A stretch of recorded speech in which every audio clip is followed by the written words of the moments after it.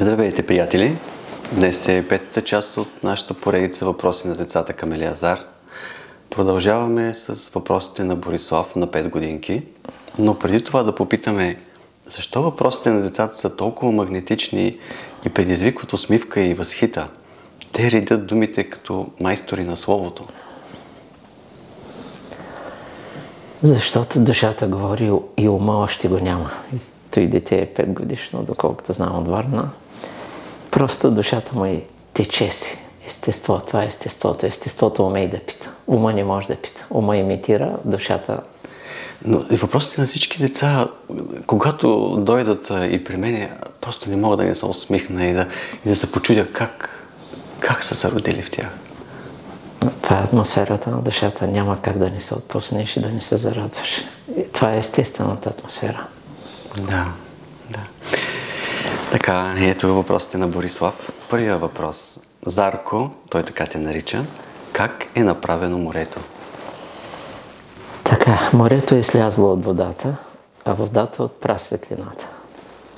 Първо е била прасветлината, после тя слиза и се преобразува в енергия.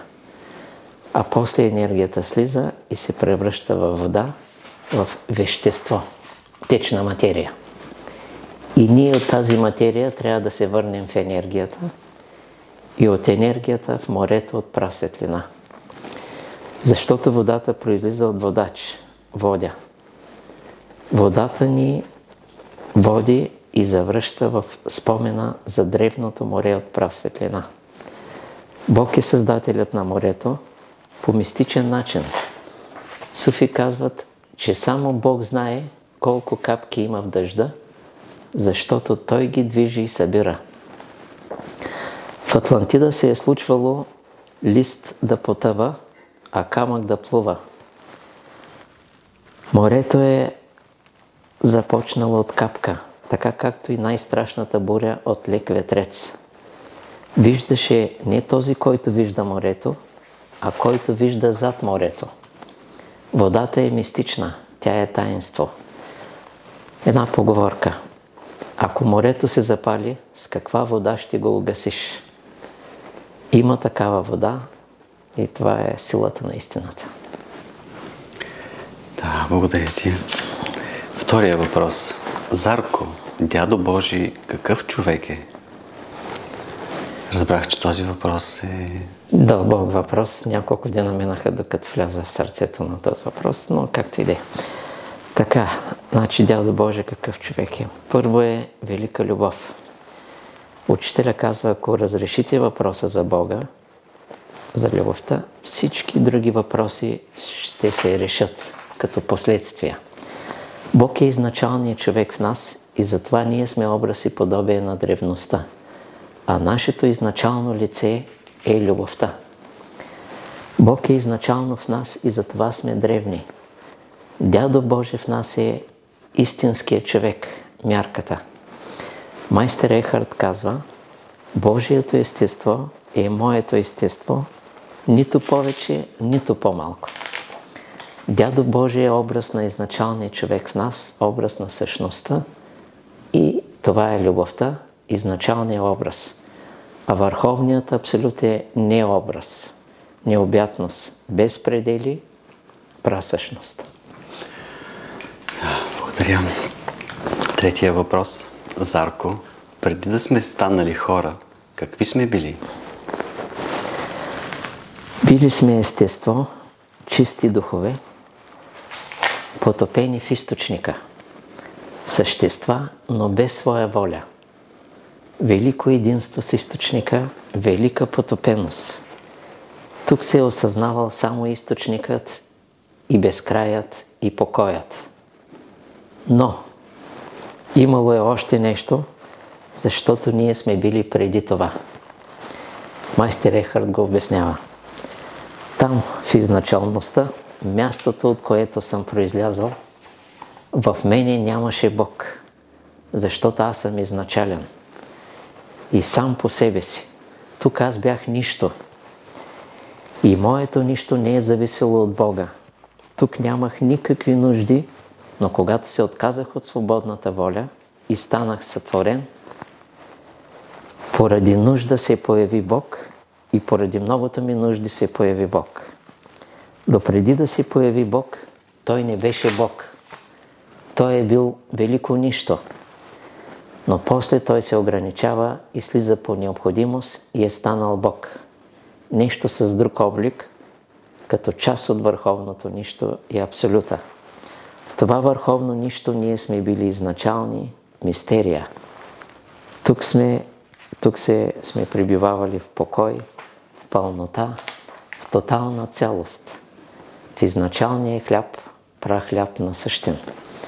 Ние сме древни, а целта на Божия път е да се върнем във великата мистерия на нищото. Това е отвъд Бога, отвъд Словото, отвъд Писанията. Даже на едно място се сещам, майстор Ехард казва: моля Бога да ме освободи от Бога, за да се завърна в своето изначалие. Мистик. Дълбоко християнство, което не е разбрано, защото той го изпреварва. Понеже е посветен с мистично посвещение, а не с някаква благодат и някакви прозрения, които както и да е. Това е иначе. Скоро, само да вметна, видях, ти си изнесъл една лекция от него, по него, качеството, което превъзхожда любовта. Да, за великата отреченост. Да. Но първо се минава през любовта и тогава тази отреченост става правилна. Трябва да си извървял пътя на любовта. Ако човек...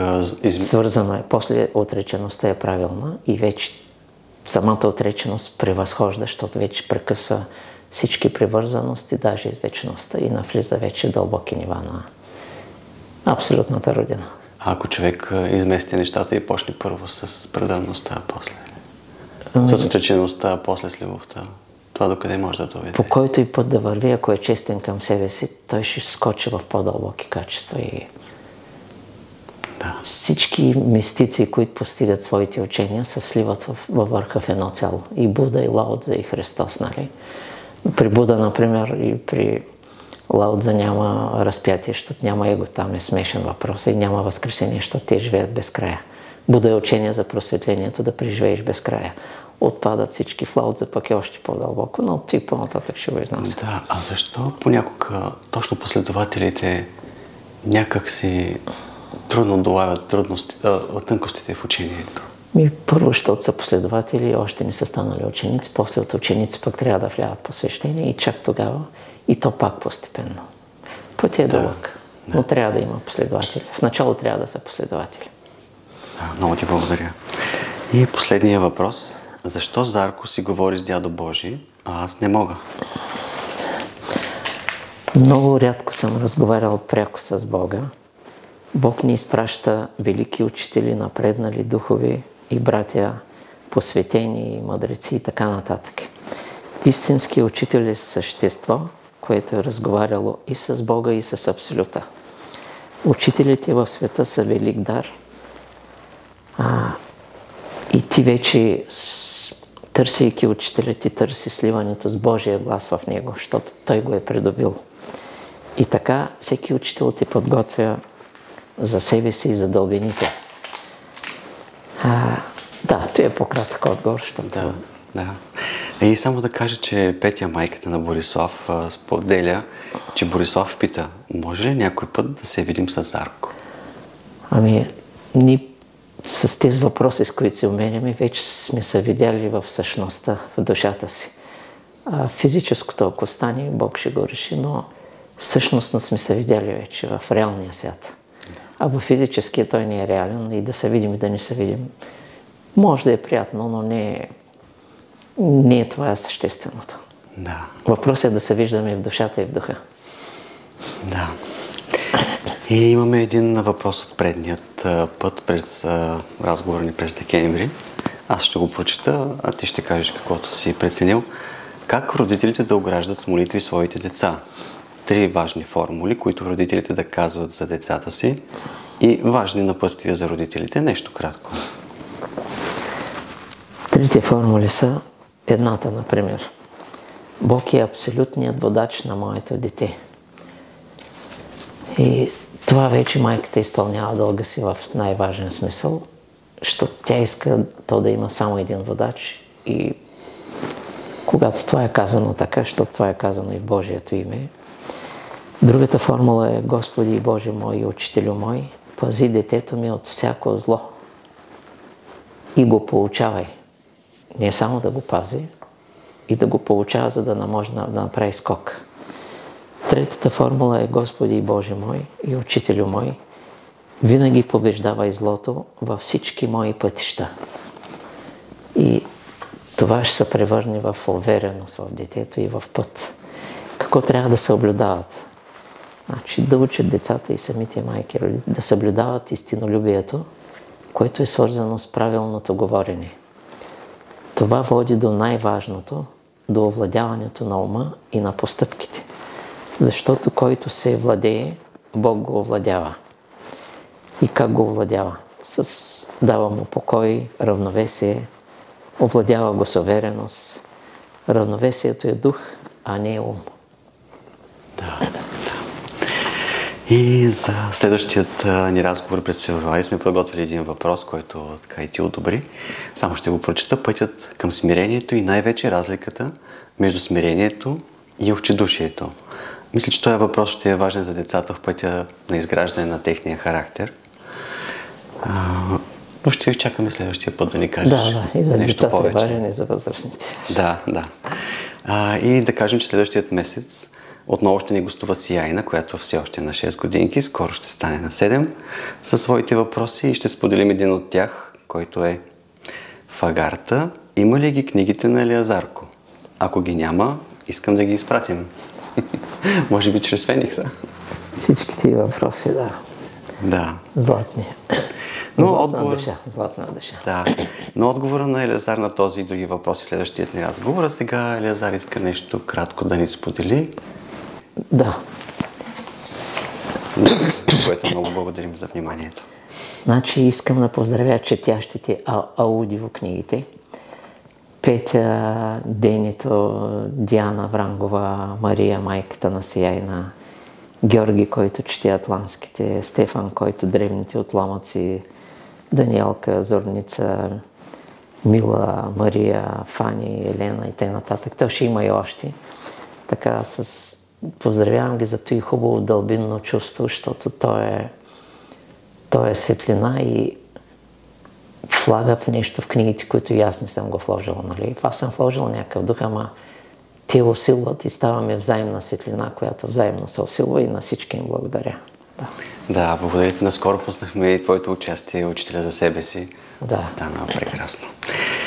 Благодаря за отделеното време и внимание на всички и бихме желали да обявим една предстояща среща между Елиазар и Горитан във Варна, в ФК, зала 1, на 26 април 2024 година.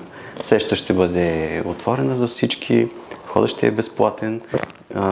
Среща е организирана от списание 8, Фондация Елиазар Хараш и с подкрепата на книжарница Учителите и ученикът. Подробности ще бъдат публикувани на нашата фейсбук страница и при нашите приятели от списание 8. Това е от нас за днес. Благодарим.